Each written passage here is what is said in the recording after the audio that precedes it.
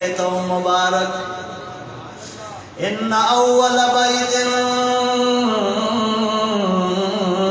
وضع للناس الذی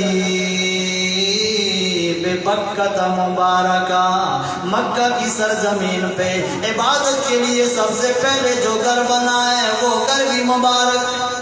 اچھا کتنا مبارک؟ طہر بیتی للطائفین والعاکفین والرکع السجود۔ اس بیت اللہ میں 4 کام ہوتے ہیں۔ پہلا کام ہے طواف کرنا، دوسرا کام ہے اعتکاف بیٹھنا، تیسرا کام ہے رکوع کرنا، چوتھا کام ہے سجدہ کرنا۔ اور پاکستان والوں، آپ کے شہر میں تو رکوع ہوتا ہے، سجدہ ہوتا ہے، اعتکاف ہوتا ہے، لیکن میرے نبی کے شہر میں مکہ میں کیا ہوتا ہے؟ اعتکاف بھی ہوتا ہے، طواف بھی ہوتا ہے، رکوع بھی ہوتا ہے، سجدہ بھی ہوتا ہے۔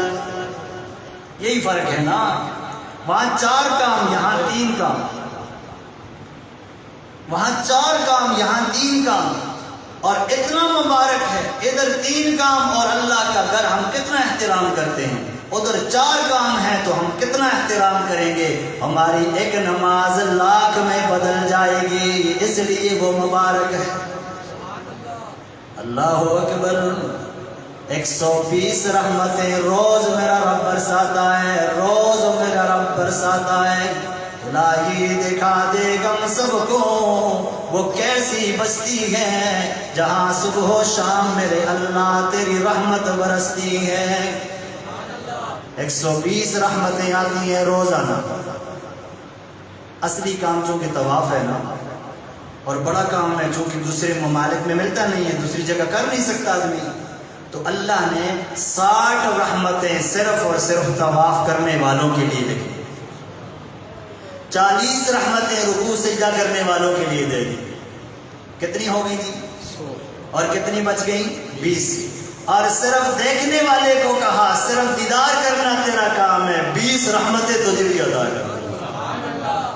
اس لیے ان اول بیت وضع للناس الذی ببکۃ مبارکہ۔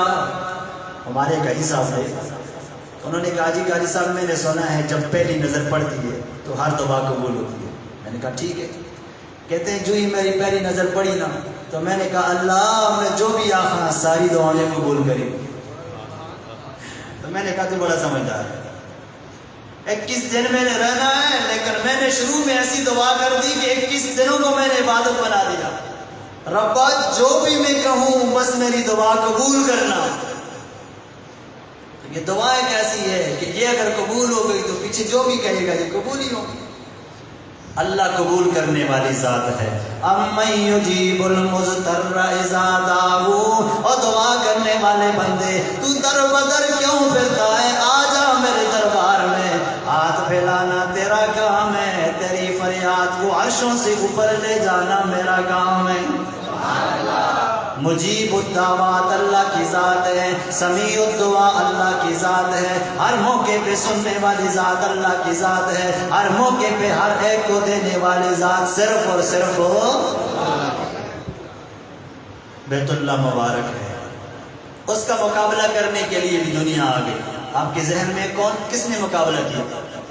وقت کا بادشاہ تھا، اس کو کسی نے آ کے خبر سنائی کہ آپ کے عبادت خانے میں کسی مسلمان نے پیشاب کر دیا۔ آپ بت خانہ تھا جو، تو پیشاب کر دیا۔ اس نے کہا میرے عبادت خانے میں اور مسلمان نے پیشاب کیا، بے قدری کیوں کی؟ میں اس کا بدلہ میرے ذہن میں یہی ہے۔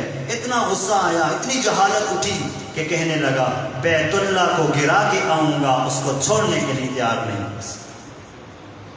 اتنا غیظ و غضب، اتنا جوش۔ اب رہا بادشاہ، اس وقت ہاتھی ہوا کرتے تھے، ہاتھیوں پہ سفر کر کے مکہ کی سرزمین پہ قدم رکھتا ہے۔ سب سے پہلے چراگاہ میں اونٹ تھے، اونٹوں پہ قبضہ کر لیتا ہے۔ پتہ چلتا ہے اونٹ تو جناب محمد الرسول اللہ صلی اللہ علیہ وسلم کے دادا عبد المطلب کے ہیں۔ بات سمجھ آ رہی ہے کہ نہیں آ رہی؟ عبد المطلب کی اونٹ ہے، اور میں نے قبضہ کر دیا ہے. وہ تو بڑی مشہور انسان ہے. عبد المطلب کو پتہ چلتا ہے کہ میرے اونٹوں پہ قبضہ کر دیا، اور قبضہ بھی ابرہہ بادشاہ نے کر دیا ہے.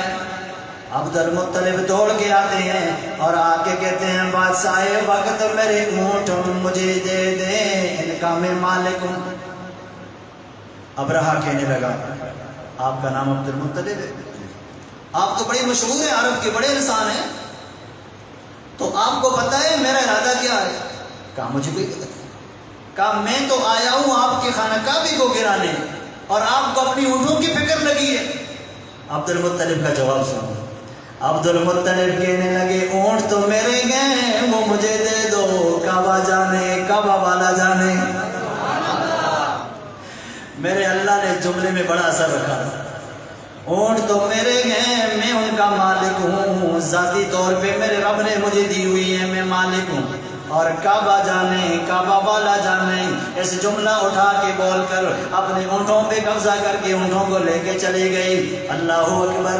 کعبے کا غلام پکڑ کے دعا کرتے ہیں اے میرے اللہ، تنے تنہا ہوں، وقت کی حکومت کا مقابلہ کر نہیں سکتا، لیکن تو کعبے کی حفاظت کر، اس لیے کہ ہماری عبادت کی صرف اور صرف یہی جگہ ہے. مالک کائنات نے دعاؤں کو عرشوں پہ اٹھا لیا، دعا کو قبولیت کے آثار دکھا دیے. ادھر سے ابرہہ آتا ہے، آ کے بیت اللہ پہ حملہ کرنے کے لیے قریب آتا ہے. ہاتھی تو راستے میں بیٹھ گئے، اس نے تو آگے رخ ہی نہیں کیا. بہرحال میرے رب نے کہا وَزِيَ لِلنَّاسِ لَلَّذِي بِبَكَّةَ مُبَارَكًا. کیا سوچتا ہے تو؟ مبارک کا مقابلہ کرنے آیا ہے، تجھے پتہ نہیں ہے بیت اللہ بھی ہے، یہ مبارک جگہ ہے. مبارک کا مقابلہ دنیا بڑی کرنے آئی، ہار کے چلی گئی. تاریخ اس بات پہ گواہ ہے، تو بادشاہ بنا ہے، تاریخ نہیں پڑھی تو نے. اب دیکھ میں کرتا کیا ہوں، تو دنیا میں رہتا ہے، تجھے تیری حکومت کا پتہ ہوگا، میں اپنی حکومت سے کام لے لے گا.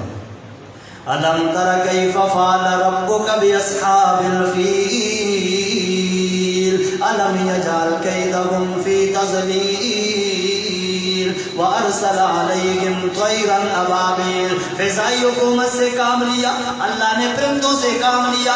چونچ میں بھی ایک کنکر ڈال دیا، پاؤں میں بھی ایک کنکر ڈال دیا، اور وہ پرندے اوپر سے کنکر پھینک دیتے. وہ ایٹم بم سے بھی بڑی طاقت والے تھے. کتنی طاقت تھی؟ قرآن کہتا ہے فَجَعَلَهُمْ كَعَصْفٍ مَأْكُولٍ. اور ذمہ دارو، تم گھاس کاٹتے ہو، چلو گندم کا تھریشر کرتے ہو، اس کے بعد بھوسا ہوتا ہے، اس بھوسے کو بھینس کے سامنے ڈالتے ہو. وہ بھینس جب بھوسا کھا لیتی ہے، منہ اٹھا لیتی ہے، اس کے بعد دیکھو بھوسے کا جو ریزہ پڑا ہے، میرے رب نے ان ہاتھی والوں کے ساتھ ایسا بھوسے والا کام کر دیا ہے. یہ آیت آپ کو